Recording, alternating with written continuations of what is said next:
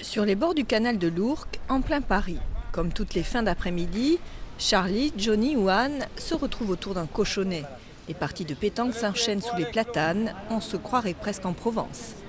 Ça fait 2-3 ans que je joue. Et puis bon, petit à petit, j'ai progressé. Au départ, je faisais que de pointer. Maintenant, je tire. Et puis bon, on rejoint les amis, là, donc on est toute une bande.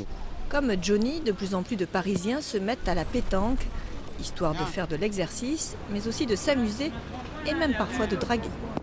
J'ai rencontré quelqu'un en m'entraînant à la pétanque.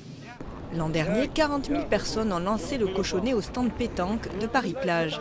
Des citadins plutôt jeunes, beaucoup de femmes, qui brouillent l'image d'un sport parfois réduit à un folklore ringard. Il y a quelques temps encore, la pétanque est considérée comme un sport de vieux, un sport d'alcoolique où on avait le bois bricard. Ça n'existe plus depuis des années. Maintenant, on joue à la pétanque parce que c'est un sport convivial, multigénérationnel, ce qui est très important.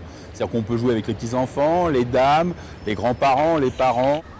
Au pied du Sacré-Cœur, sur la butte Montmartre, entre ces murs, la pétanque du Tertre, l'un des 47 clubs parisiens.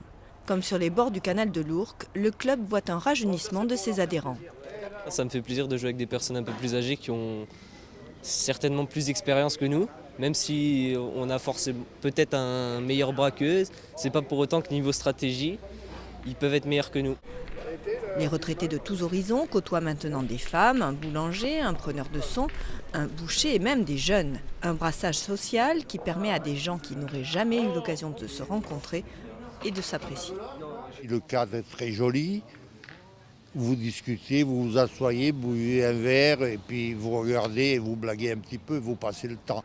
Des activités qui font rêver de plus en plus de Parisiens, au point que la liste d'attente pour adhérer à la pétanque du Tertre ne cesse de s'allonger.